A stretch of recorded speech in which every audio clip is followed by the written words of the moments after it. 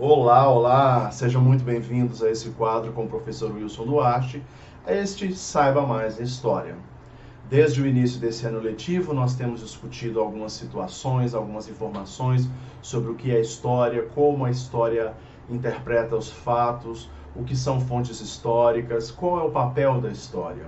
E hoje eu trago para vocês uma curiosidade sobre uma cultura que ajudou na formação da cultura brasileira, que é a cultura Tupi-Guarani. Nós vamos falar hoje sobre mitos de fundação, mitos de criação. E é importante que vocês percebam que não existe somente aquela narrativa ou a tradição judaico-cristã presente na Torá ou na Bíblia que explica a criação do universo e do homem e deste planeta. Como eu disse para vocês, a própria cultura Tupi-Guarani, ela também tem o seu mito de fundação, o seu mito de criação. E eu só gostaria de compartilhar com vocês um pequeno trecho da criação, quando Tupã, ele cria a mulher. É interessante nós observarmos algumas dessas características para que nós possamos compreender esses mitos. E é importante que nós valorizemos esses mitos. O primeiro homem era sozinho neste mundo.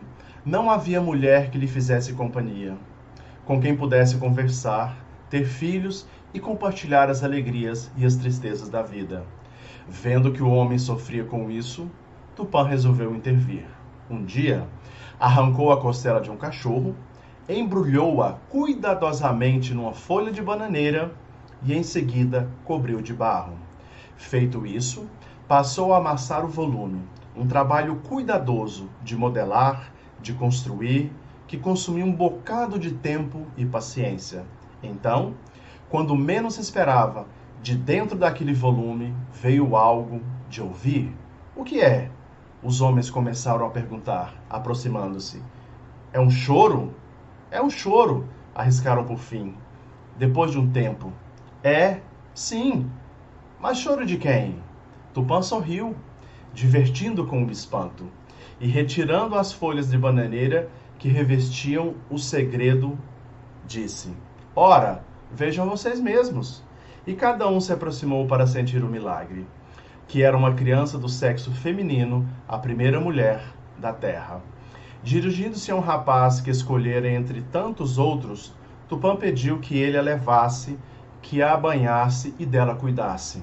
Sem contestar, o rapaz assim o fez. O tempo passou, a criança cresceu, virou mulher feita e casou-se com o rapaz, com quem teve muitos filhos e muitas filhas, homens e mulheres que hoje povoam o mundo.